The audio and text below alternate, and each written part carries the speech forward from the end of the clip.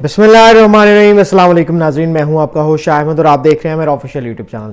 नाज़रीन, रशिया ने यके बाद दीगरे यूक्रेन के 12 शहरों के ऊपर ताबड़तोड़ हमले जारी कर दिए हैं। और सबसे बड़ी खबर मैं आप लोगों को आगाज में ही बताता चलूं कि यूक्रेन के होम मिनिस्टर ने इस चीज का दावा किया है कि 300 यूक्रेनी जो हैं वो इस हमले में जहां बाहक हो चुके हैं। बैलिस्टिक मिसाइल्स का इस्तेमाल करते हुए रशिया ने 12 बड़े शहरों के ऊपर बैक वक्त अटैक किया और ना सिर्फ अटैक किया बल्कि अपनी फौजों को ऑपरेशन करने की इजाजत भी दे दी। सो ऐसे में रशियन फौजें यूक्रेन के अंदर दाखिल हो चुकी हैं और दूसरी जानिब बाइडेन ने अपने बॉम्बर्स जो हैं वो उनकी उड़ान उन्होंने भर ली है वहां से रशिया के ऊपर अटैक करने के लिए, यानी कि नेटो ने भी अब कमर कस ली है। ये जंग दुनिया की वर्ल्ड वॉर 3 की तरफ दुनिया को लेकर जा रही है और ये इंतहाई खतरनाक सूरत हाल है। मैं आपको लम्हा ब लम्हा इसे आगाह करता रहूंगा।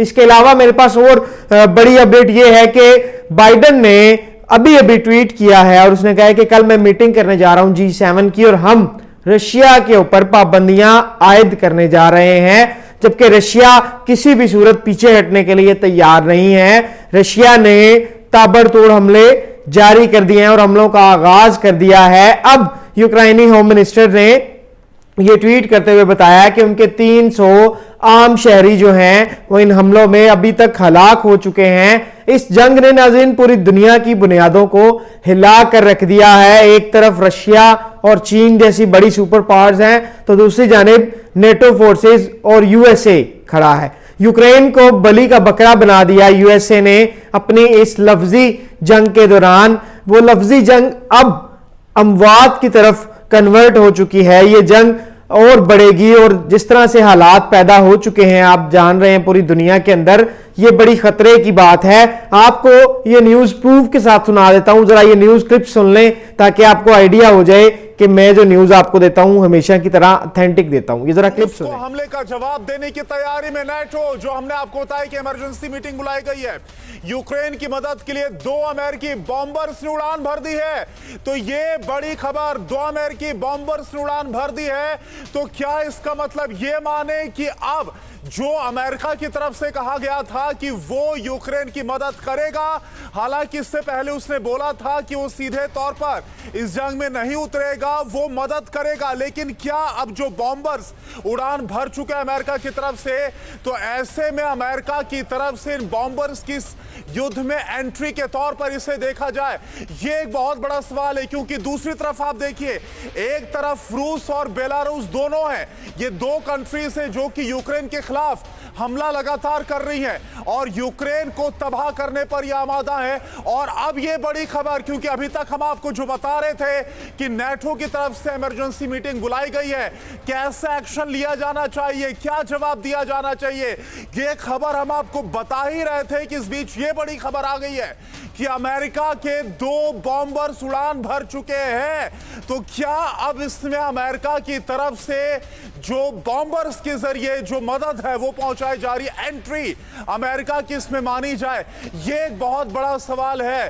तो इस वक्त हालात यूक्रेन में काफी ज्यादा खराब, काफी ज्यादा पेचीदा।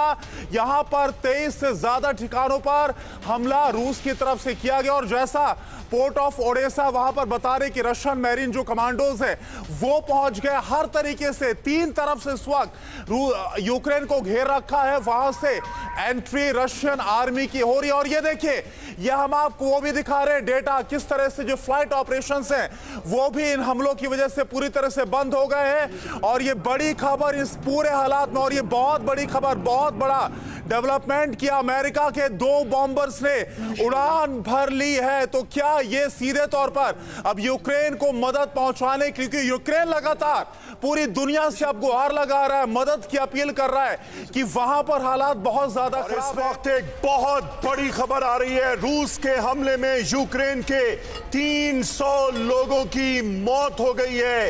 ये पहला दावा, जिस तरह से जंग जमीन पर छिड़ी हुई नजर आ रही थी, जिस तरह से रूस एक के बाद एक बैलिस्टिक मिसाइलों से अटैक कर रहा था, उसके चलते लगातार ये आशंका बनी हुई थी और अब देखिए लोगों की मौत की खबरें आना भी शुरू हो गई हैं। रूस के हमले में यूक्रेन के 300 लोगों की मौत हुई है।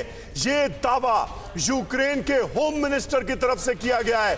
ये यूक्रेन की सरकार का आधिकारिक दावा इसलिए माना जा सकता है। 300 लोगों की जान ले ली है रशियन फोर्सेस ने।